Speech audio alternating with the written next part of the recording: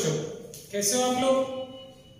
Hope आप सब लोगों ने हमारा लेक्चर नंबर 1 प्रॉपरली देखा होगा और उसे समझ लिया होगा। आज हम डेमो लेक्चर नंबर 2 आपके सामने लेकर आए हैं।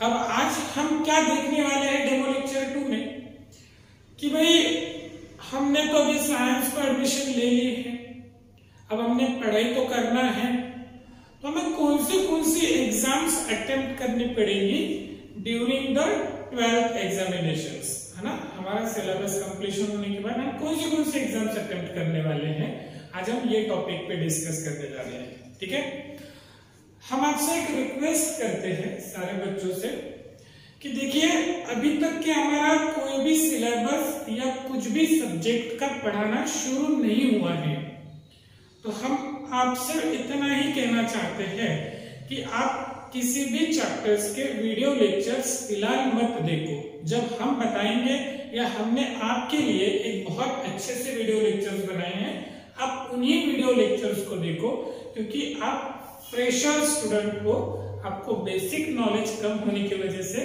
फिलहाल कुछ भी नहीं समझ में आएगा। इसलिए हम धीरे धीरे और प्रॉपरली आगे जा रहे हैं। तो आप सिर्फ हमारी ये जो वीडियो लेक्चर की सीरीज चल रही है, आप इसे फॉलो करिए पहले। ओके, पुन्हा एकदा सांगतो की तुम्ही लोक आता नवीन ऍडमिशन्स तुमच्या होणार आहेत 11वी-12वीला, तर माझं तुम्हा लोकांना सजेशन राहील की इतर कोणत्या चॅप्टर्सचे जे काही व्हिडिओज तुम्हाला बघायला मिळतील ते अजिबात बघू नका, काही टेन्शन घेऊ नका सध्या अजून। ऍट प्रेझेंट तुम्ही लोक मी जे काही डेमो लेक्चरचे सिरीज पाठवून राहिलो यालाच फॉलो करा, राईट। मग मी तुम्हाला हळूहळू लेक्चर्स पाठवणार आहे आणि अगदी सिंपल आणि स्लोली आपल्याला काम करायचं आहे, राईट गाइस। कंफ्यूजमेंट होऊन जाऊ नका, घाबरू नका कोणत्या गोष्टीसाठी। Are you ready guys? चलो, तो आज हम किस टॉपिक में डिस्कस करने जा रहे हैं कि भाई मैंने तो 12th में साइंस को एडमिशन ले ली, अब मुझे कौन से एग्जाम्स को प्रिपेयर करना पड़ेगा। तो let's see, lecture number 2 exams. तो सबसे पहले हम देखते हैं मेडिकल के लिए। अगर आप लोगों ने अपना माइंडसेट प्रिपेयर कर लिया है कि आपको मेडिकल में जाना है, आपको डॉक्टर बनना है, बहुत अच्छा, क्योंकि अलग अलग बीमारियां अभी आ रही है, तो मुझे एक बहुत अच्छा डॉक्टर बनना है ताकि मैं हर बीमारी का इलाज कर सकता हूं। तो आपको भाई लोग कौन सी एग्जाम देनी पड़ेगी इस तरह देखते हैं। तर सगळ्यात पहिले लक्षात घ्या, तुम्हाला MHCET ही एग्जाम तुम्ही देऊ शकता। म्हणजे या ग्रुपसाठी तुम्हाला फिजिक्स, केमिस्ट्री आणि बायो या 3 विषयाचं सिलेक्शन करायचं आहे मेडिकल जायचे असेल तर। आणि मेडिकल मध्ये सगळ्यात पहिले सीईटी असते, ज्याच्यात फिजिक्स, केमिस्ट्री, बायो हे 3 विषय आहेत। मेडिकलची सीईटी म्हणतात त्याला। मग या सीईटीच्या माध्यमातून आम्ही कुठे जाऊ शकतो, तर एग्री, बीएससी एग्रीला, एग्रीकल्चर डिपार्टमेंटच्या सगळ्या एक्झामिनेशन या सीईटीच्या माध्यमातून होतात, किंवा फार्मसीची पण ऍडमिशन सीईटीच्या माध्यमातून होत असतं, राईट। त्यामुळे ही एक सीईटी राहते जे PCB, ज्याच्यामध्ये 3 विषय राहतात आणि याला ना 200 मार्क्स राहतात। या एग्जामला कितने मार्क्स होते हैं? 200 मार्क्स की होती है ये। और ये एग्जाम कब होती है?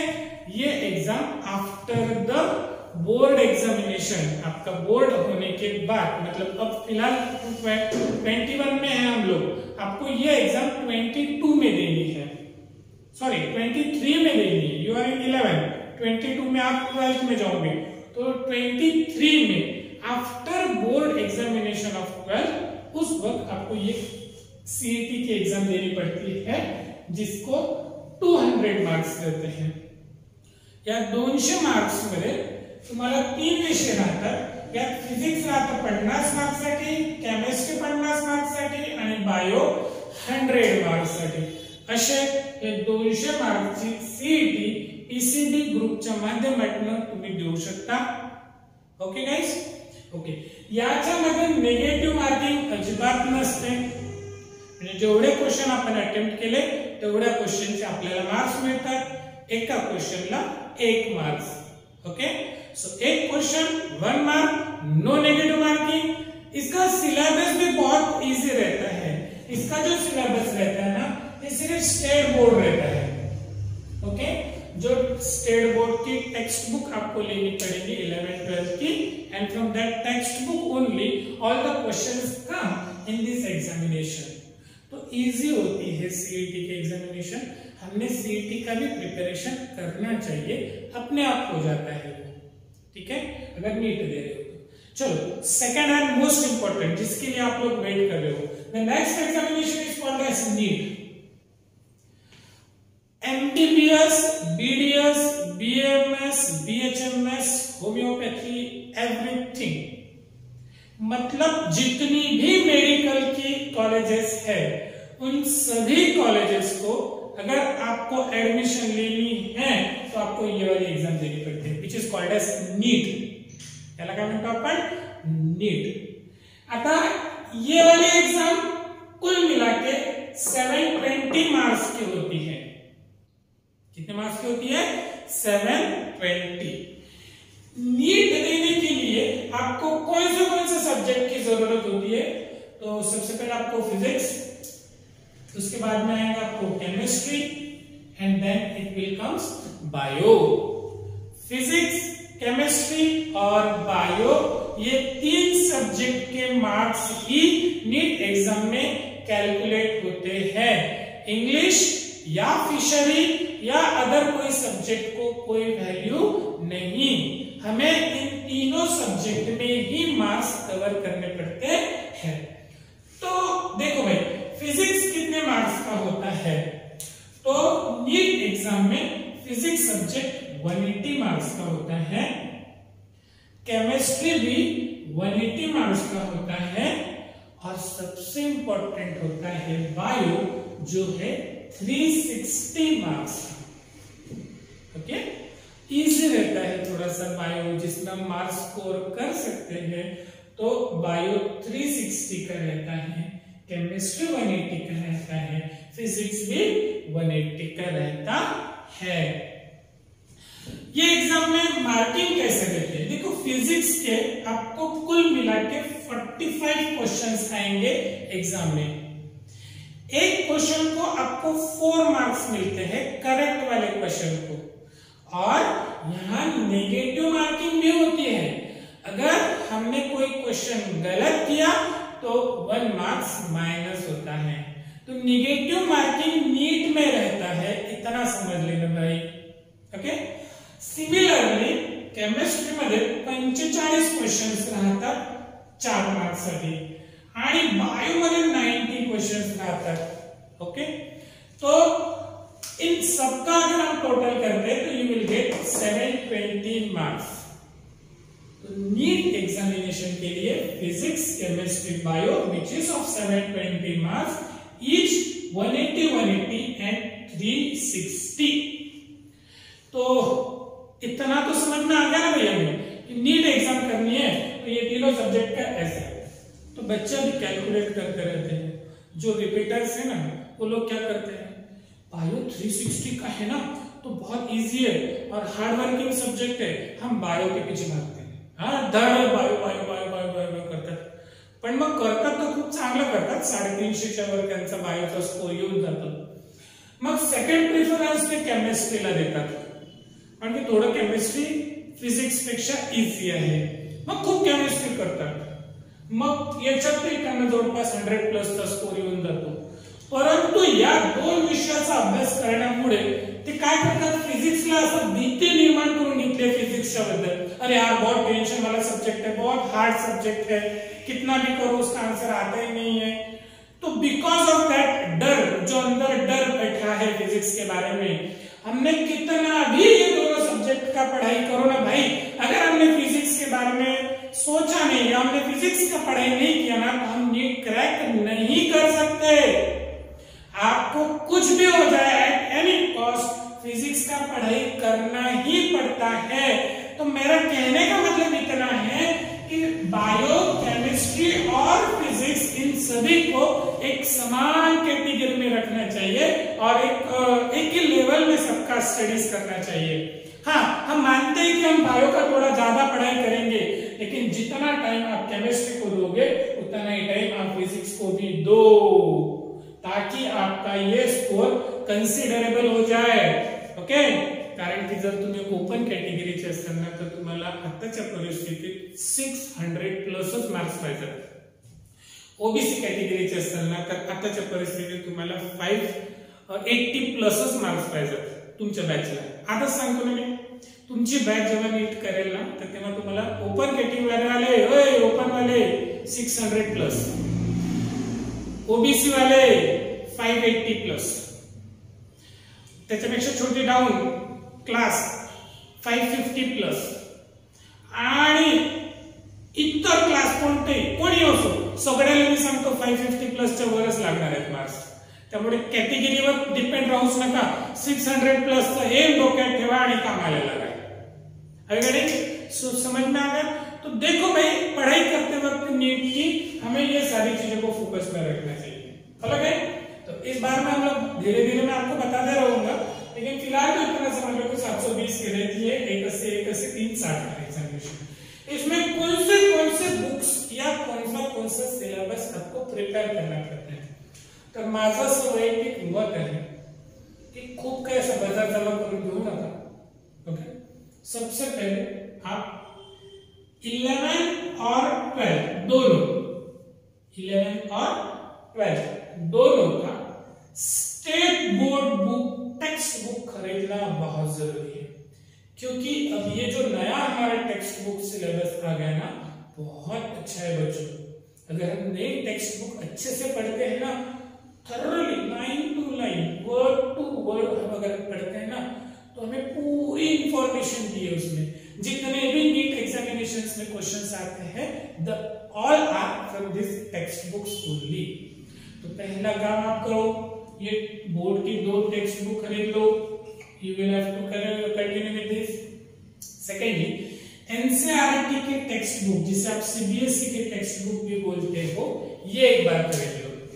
मतलब ये 2 बुक्स बहुत कंपलसरी है, और ये एनसीईआरटी का जितना भी सिलेबस होगा वो और ये दोनों मिला के एक आपका बहुत कॉन्क्रीट नॉलेज क्रिएट हो जाएगा आप में। एंड देन उसके बाद कोई भी 2 या 3 पब्लिकेशंस, कोई भी 2 या 3 पब्लिकेशंस, मार्केट में बहुत सारे पब्लिकेशंस अवेलेबल है जिसमें ऑब्जेक्टिव टाइप्स क्वेश्चंस होते हैं। हाँ, एक बात बताना भूल गए, ये सारे के सारे क्वेश्चंस ना ऑब्जेक्टिव्स होते हैं, जिसे आप लोग कहते हो MCQ, मल्टीपल चॉइस क्वेश्चंस, है ना। ये एग्जाम ऑब्जेक्टिव टाइप होती है, थियोरेटिकल नहीं। तो मार्केट में बहुत सारे ऑब्जेक्टिव के बुक्स आए हुए हैं, हम कोई भी बुक्स खरीद सकते हैं, या हम भी आपको सजेस्ट करेंगे कि आप ये बुक खरीदो, ये बुक खरीदो, या ये बुक खरीदो, या ये पब्लिकेशन आप रेफर करो। ठीक है, सारे पब्लिकेशन में बहुत अच्छा। लेकिन मेरा पर्सनल मानना है, अगर हम एनसीईआरटी और स्टेट बुक की टेक्स्ट बुक थॉरली प्रिपेयर करते हैं तो इसके बाहर का कुछ भी नहीं आएगा। Everything will be covered in this 2 books only. Okay guys, very good. तो ये हो गया हमारा नीट एग्जामिनेशन का कंसेप्ट। ठीक है, मेडिकल एग्जामिनेशन का कंसेप्ट। अब हम देखने जा रहे हैं इंजीनियरिंग का। अगर आप सोच रहे हो कि मुझे बहुत अच्छा इंजीनियर बनना है, ओके, तो क्या करना चाहिए, कौन से एग्जामिनेशंस मुझे फॉलो करनी चाहिए। तो सबसे पहले इंजीनियरिंग में MHCET रहती है, जिसमें PCM 3 सब्जेक्ट को आपको पढ़ना है, 200 मार्क्स की एग्जाम है।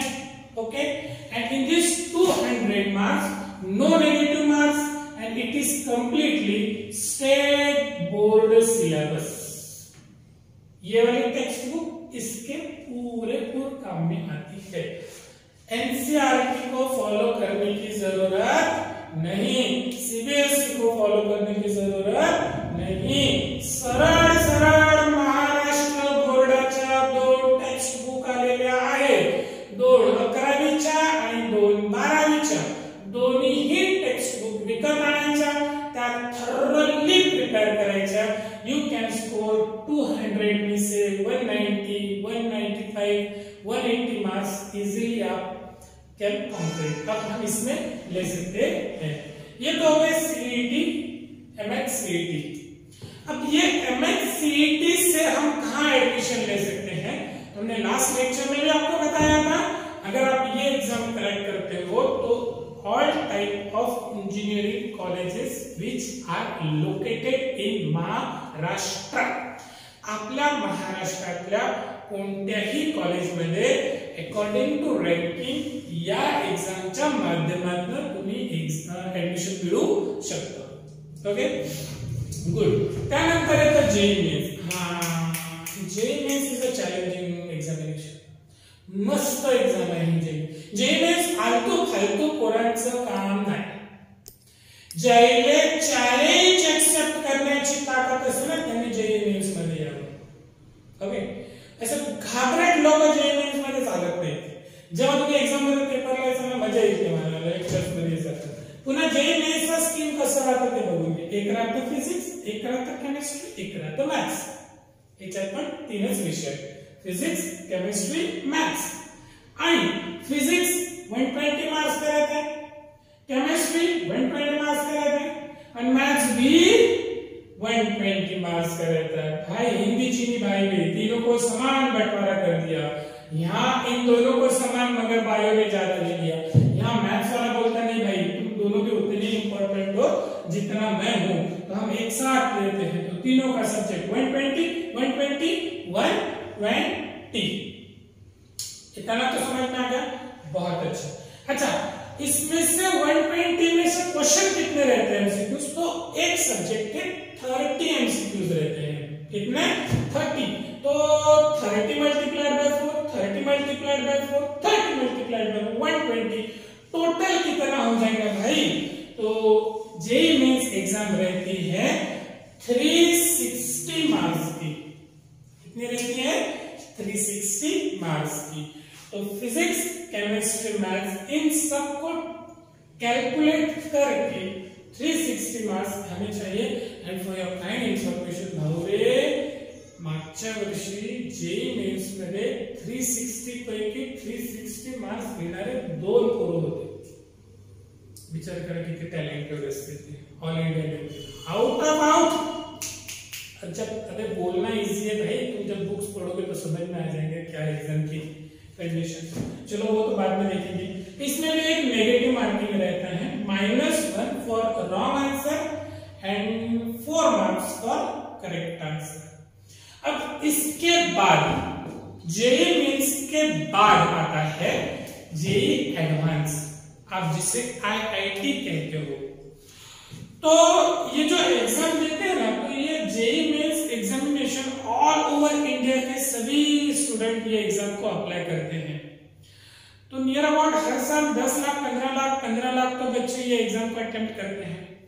उनमें से ओनली 1.5 लाख स्टूडेंट अलग से सिलेक्ट होते हैं, और that 1.5 lakh student are eligible for JEE Advance. मतलब वही स्टूडेंट आईआईटी की एग्जाम दे सकते हैं। हम कोई भी स्टूडेंट आईआईटी की एग्जाम नहीं दे सकता है। पहले आपको जेईई मेंस क्वालिफाई करना पड़ता है and then you can apply for IIT examination. ठीक है, तो ये तो बहुत आगे का मतलब लंबा सफर है। इसके बाद का सफर है आईआईटी एडवांस का। और मैं आम्हाला खोडं बोलायला आवडत नाही, मी आईआईटीचं शिकवतच नाही, मी फक्त जेईई मेंस पर्यंत शिकवतो। म्हणजे तुम्ही ऍडव्हान्स करायचं असेल ना तर त्याला एक एक्स्ट्रा ट्युशनची गरज पडते पोरं। तर आपलं काम फक्त जेईई मेंस पर्यंत आहे।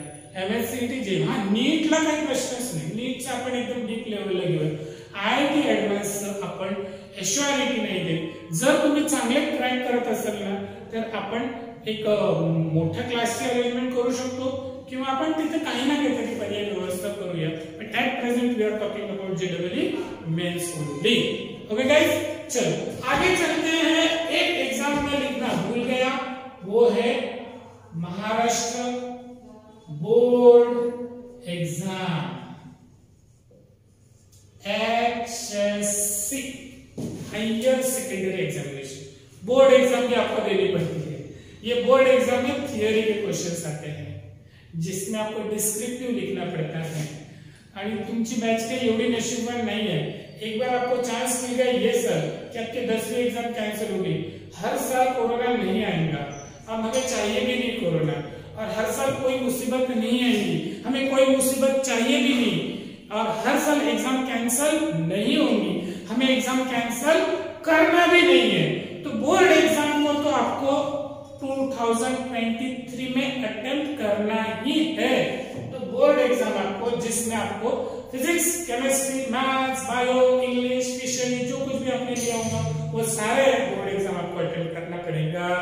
This is the types of examination that you have to prepare with in this 2 years in 11th and 12th student. कोई बड़ी बात नहीं, हम कर सकते हैं भाई, हम अच्छे से इन सारे एग्जामिनेशन का प्रिपरेशन कर सकते हैं। थोड़ा सा स्ट्रेटेजिक प्लानिंग होना जरूरी है, कॉन्फिडेंस होना जरूरी है, एंड थोड़ा सा ना हार्ड वर्क भी बहुत जरूरी है। तो if you all are ready then be ready, then be prepared. Okay guys, हम नेक्स्ट लेक्चर में आपको व्हाट इज फिजिक्स, मैं तो खुद फिजिक्स पढ़ाता हूं, तो नेक्स्ट लेक्चर हमारा रहेगा रिगार्डिंग फिजिक्स।